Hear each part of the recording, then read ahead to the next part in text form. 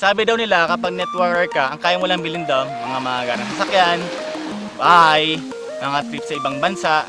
Actually ngayong araw, papatunayan namin sa inyo na ibang AIM Global. Dahil ngayong araw, meron isang bata, ang pangalan Janvi San Juan, bumili ng isang beach resort sa Palawan. Ang malupit dito, kung saan nag-shoot yung Survivor, ayun lang siya, katabi lang namin. You would not believe your eyes if 10 million fireflies lit up the world as I fell asleep. Nag-start kami sa AIM Global, dito kami nagkakaroon ng seminar, sa garahe lang. Nung tinuloy ko siya, after 9 months, lahat ng hirap ko, lahat ng pagod ko, pinayaran ng AIM Global. Ako yung pinakabata na kaplan ng US, ng libre. At the age of 20, nahit ko yung first million ko sa AIM Global. After 2 years, nagkaroon din akong 2 sasakyan. Dahil sa AIM Global, nagkaroon na rin akong sariling bahay lupa sa Tagaytay worth 8 million pesos. After 4 years, ngayon, may sarili na kaming building dito sa Palawan para sa mga nag-AIM Global. Dati-rate, yung magulang ko hindi naging proud sa akin kasi di pa ako graduate, so baksak ko yung mga grades ko. So, dahil sa AIM Global, lahat na bago. Dahil last year, umakit ako sa stage, ako yung top 6 ng AIM Global. And ako yung nakakuha rin ng pangatlo sa pinamataas ng profit sharing. Kasi mula ako sa AIM Global, ito pa yung brochure noon.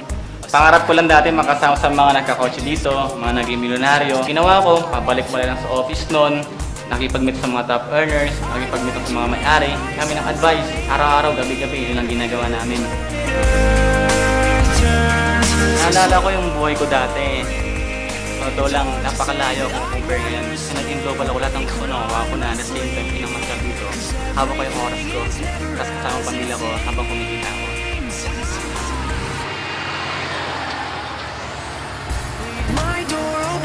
Akala ko lahat ng pangarap ko nakuha ko na. Yung palang simula pa lang. Dahil sa AIM Global, nakuha ko ultimate dream car ko na Camaro. Dati napanood ko lang sa Transformers, pero ngayon si Bumblebee, kotse na ni Janvi.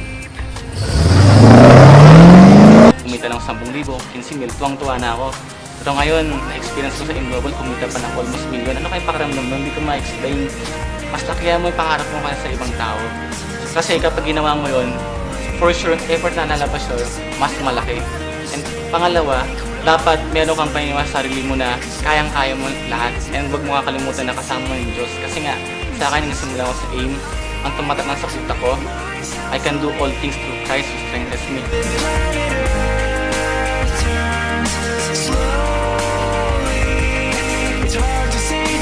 Guys, imagine mo, ito resulta lang ito ng 5 years na non-stop na trabaho ko.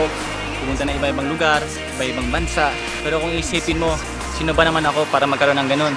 Sa akong bata, sa akong undergraduate, first time ako mag-network. Ito lang isipin nyo, kung ako nga nagawa ko, ikaw kaya mo rin. Basta may pangarap ka, trabahoin mo lang sa AIM Global at ibigay sa'yo na. Because my dreams are bursting at the seams. At tumulang pawis ko.